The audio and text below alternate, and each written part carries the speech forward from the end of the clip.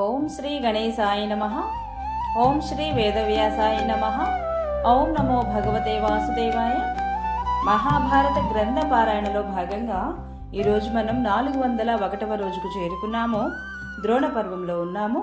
ఈ రోజున మనము రెండు పక్షాల మధ్య జరిగిన ద్వంద్వ యుద్ధము మరియు విరాట ద్రౌపదులు మరణించుట గురించి తెలుసుకోబోతున్నాము. చాలా బాగుంటుంది, చివరి వరకు స్కిప్ చేయకుండా చూడండి. హరే కృష్ణ.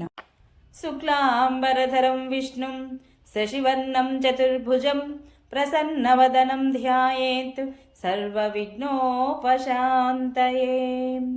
నారాయణం నమస్కృత్య నరం చైవ నరోత్తమం దేవీం సరస్వతిం వ్యాసం తతో జయముధీరయేత్. హరే కృష్ణ. ఇక మనం పారాయణ ప్రారంభించుకుందాము.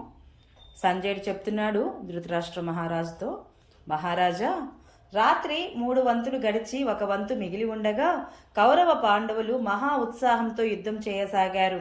కొద్దిసేపటికే వెన్నెల మాసిపోయి తూర్పు దిక్కున ఆకాశం ఎర్రబడుతూ అరుణోదయమైంది. అప్పుడు ఇరుపక్షాల యోధులు సంధ్యావందనం కోసము తమ తమ వాహనాలు దిగి సూర్యునికి అభిముఖులై జపం చేస్తూ చేతులు జోడించి నిలుచున్నారు. అనంతరం కౌరవసేన మళ్లీ 2 భాగాలుగా విడిపోయి ద్రోణాచార్యుడు దుర్యోధనుడిని వెంట పెట్టుకుని సోమక, పాండవ, పాంచాల యోధులపై దాడి చేశాడు. కౌరవసేన 2గా విభక్తం కావడం చూసి శ్రీకృష్ణుడు అర్జునుడితో, ధనంజయ, శత్రువులను ఎడమ చేతి వైపు, ద్రోణాచార్యుడు కుడి చేతి వైపు ఉండేలా చెయ్యి అన్నాడు. అర్జునుడు కృష్ణ భగవానుని మాట పాటించి అలాగే చేశాడు. కృష్ణుడి అభిప్రాయము భీముడు గ్రహించి, అర్జున, క్షత్రియ కాంత పుత్రులను ఎందుకు కంటుందో దానిని చేసి చూపించే సమయం వచ్చింది. కాబట్టి ఇప్పుడు నీ పరాక్రమం చూపి సత్యము, సంపద, కీర్తి, ధర్మం సముపార్జించు. ఈ శత్రు సైన్యాన్ని సంహరించు అన్నాడు. అర్జునుడు అప్పుడు కర్ణ ద్రోణులను దాటుకొని శత్రువులను నలువైపులా ముట్టడించాడు. అతడు సేనకు అగ్రభాగాన నిలబడి గొప్ప గొప్ప క్షత్రియ వీరులను తన బాణాగ్నితో దగ్ధం చేయసాగాడు. కానీ అతనిని ఎవరూ ముందుకు రాకుండా అడ్డుకోలేకపోయారు. ఇంతలో దుర్యోధన, కర్ణ, శకునులు అర్జునుడిపై శరాసారం కురిపించసాగారు. కానీ అతడు తన అస్త్రాలతో వారి అస్త్రాలను నివారించి ఒక్కొక్కరిని 10 బాణాలతో తూట్లు పొడిచాడు. ఆ సమయంలో బాణవృష్టితో పాటు ధూళి కూడా వర్షించసాగింది. నలువైపులా గాఢాంధకారం వ్యాపించింది. అందువల్ల మేము ఒకరినొకరము గుర్తించలేకపోయాము. యోధులు పేరు చెప్పుకొనే పరస్పరం యుద్ధం చేస్తున్నారు. రథాలు విరిగిపోగా ఎంతోమంది రథికులు పరస్పరము జుట్లు, కవచాలు చేతులు పట్టుకొని కలబడుతున్నారు. ఎంతోమంది మరణించిన గుర్రాలను, ఏనుగులను అతుక్కుపోయి ప్రాణాలు కోల్పోయారు. అప్పుడు ద్రోణాచార్యుడు యుద్ధభూమిలో ఉత్తర దిక్కుగా వచ్చి నిలుచున్నాడు. అతనిని చూస్తూనే పాండవసేన భయంతో వణికిపోయింది. కొంతమందిలో భయం నిలువెల్లా వ్యాపించింది. కొంతమంది పారిపోయారు. కొంతమంది మనసులో దిగులు పడుతూ నిలుచున్నారు. కొంతమంది నిరుత్సాహం కమ్మేసింది. కొంతమంది ఆశ్చర్యచకితులై చూస్తూ ఉండిపోయారు. వారిలో గుండెదిటవు కలవారు క్రోధంతో, అమర్షంతో నిండిపోయారు. కొంతమంది పరాక్రమవంతులు ప్రాణాలకు తెగించి ద్రోణాచార్యునిపై విరుచుకుపడ్డారు. ద్రోణాచార్యుని బాణాలు పాంచాల రాజులపై ఎక్కువగా పడ్డాయి. వారు ఆ బాధను భరిస్తూనే యుద్ధంలో నిలిచి ఉన్నారు. ఇంతలో విరాట ద్రుపదులు ద్రోణుడి మీదికి దండెత్తి వచ్చారు. ద్రుపదుని మనుమలు 3 చేది దేశీయ యోధులు వారికి బాసటగా నిలిచారు. ద్రోణుడు 3 వాడి బాణాలతో ద్రుపదుని 3 మనుమలను ప్రాణాలను హరించాడు.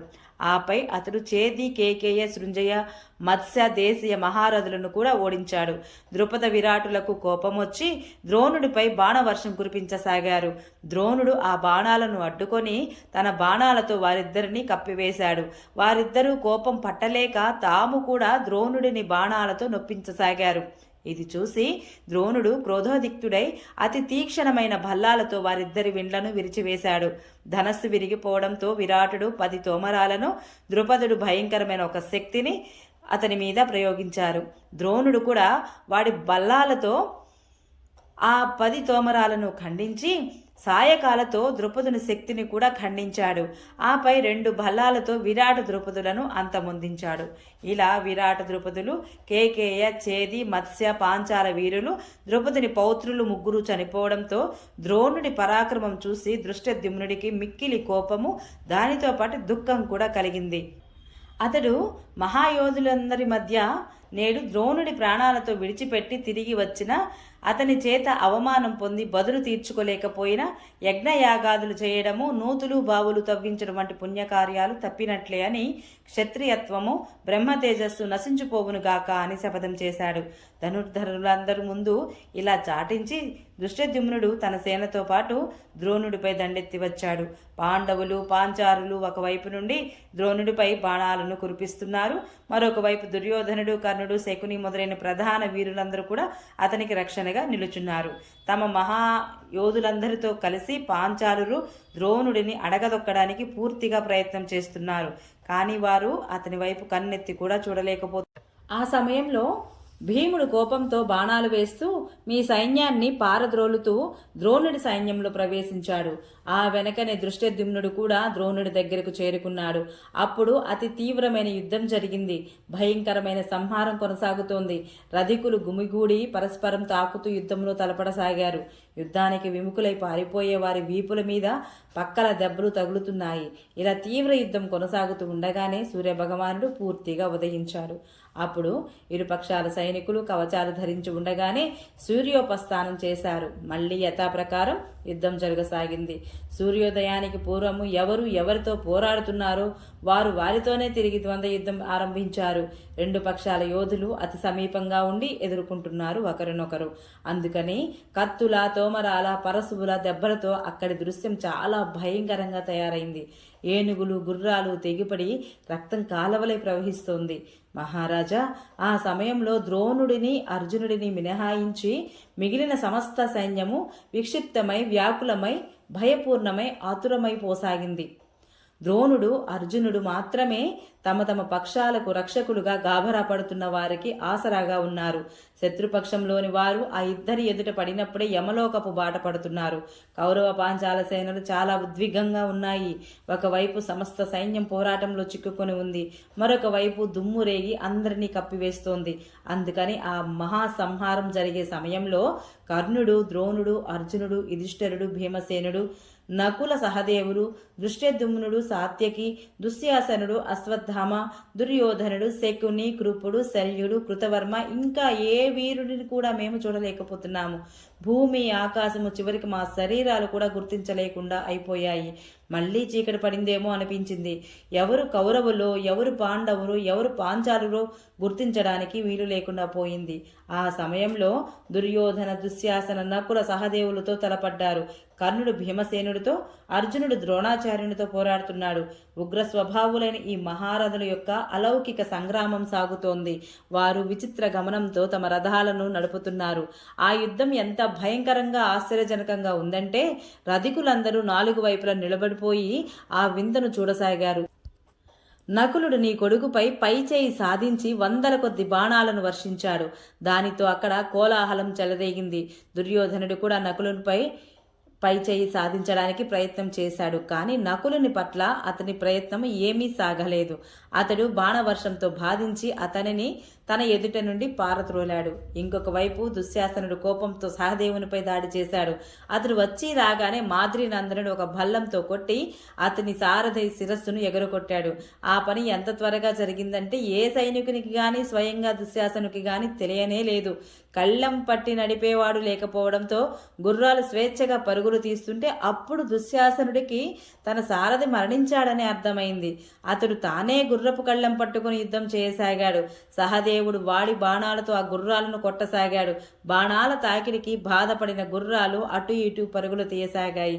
దుశ్శాసనుడు గుర్రాల పగ్గాలు పట్టుకున్నప్పుడు ధనస్సును పక్కన పెడుతున్నాడు.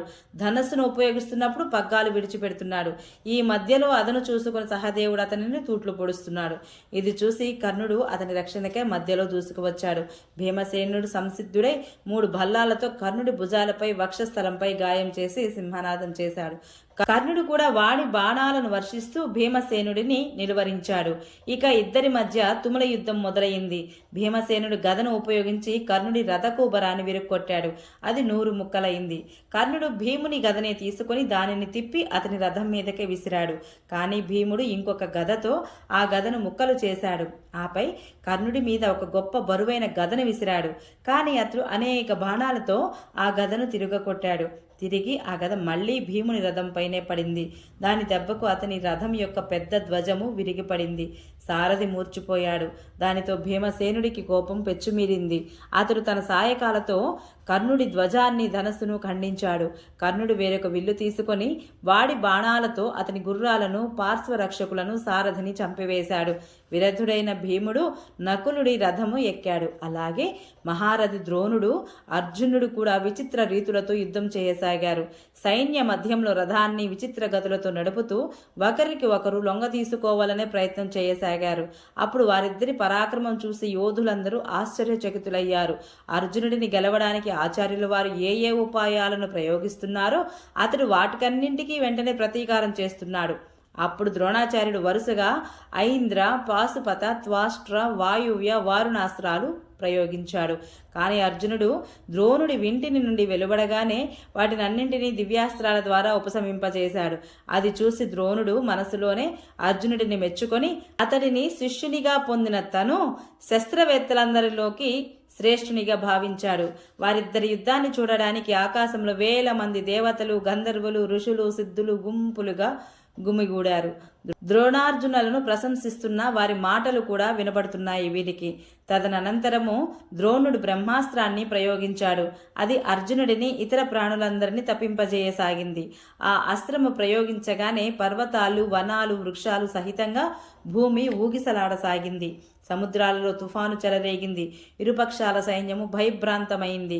కానీ అర్జునుడు ఏమాత్రం చలించలేదు. అతడు బ్రహ్మాస్త్రంతోనే దానిని నశింపచేశాడు.